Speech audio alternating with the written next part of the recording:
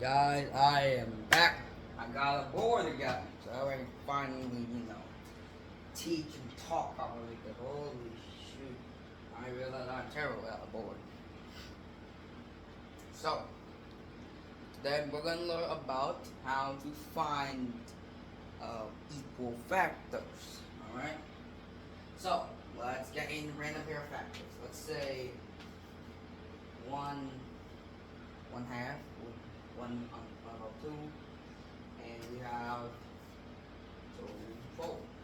So to make two factors equal, you must make the other number, in Vietnam we call it the moso, um, equal to the other, under number. So let's multiply by 2, which includes the upper number. So 2 times 2, get 4. 1 times 2 is 2. So 2 to 1 to 2 and 2 to 4 is two equal factors. Now let's find another pair of factors, right? Let's say 7 to 9. And we have 63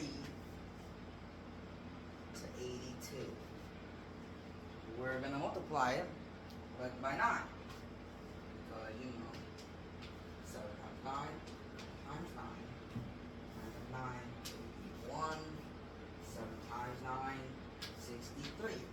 So, bad news. It's not equal. Because one of 9's division rules is that it has to be a number that was already multiplied by 9 itself. 82 obviously is not in that list, so you can't have a equal factor with that. So, put that aside. So, real quick tip is that you only use multiplication or division in when you're trying to find a equal factor. You can never use plus or minus because then you won't get an equal number because 1 times 1 times 2 equals 2. 1 divided by 2 still equals 2. But 1 plus 2 isn't 2 anymore. It's 3. 1 minus 2 is equals negative 1, which is also not equal. So obviously, when you're trying to find the equal factors, you need to stick to these specific areas of math. Ignore this, alright? Don't only use when trying to add factors, which I will now explain. Add factors, alright? So, all that aside, we're going to learn our second one, which is about adding factors.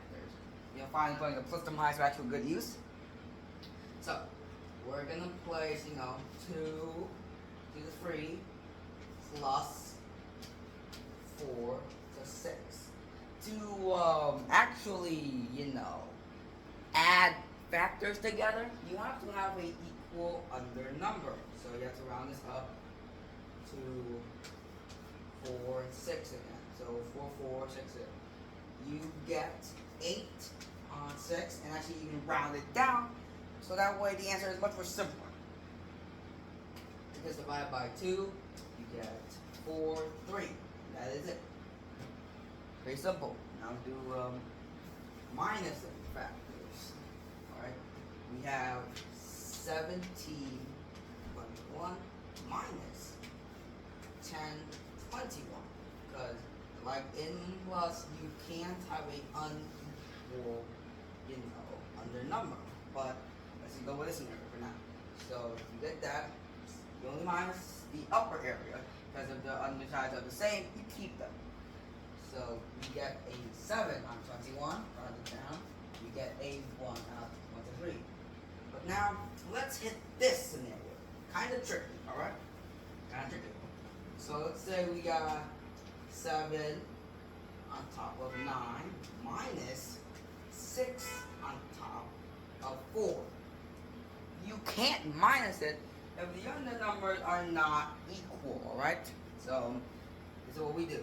We take this number, we multiply with 7 and 9. We take 9 and multiply with 6 and 4. which makes this little crisscross shape, alright? So, moving that side, multiplying all those numbers, alright, we're going to get 54, 36, and 28, and 36. So now you can actually minus the factors, because of course, you know, we weren't able to previously do that because the numbers were not equal, and we can't do minusing factors without an equal number. So we get negative 26, 36, rounded down, you get negative 13, and 18. So yeah, very simple.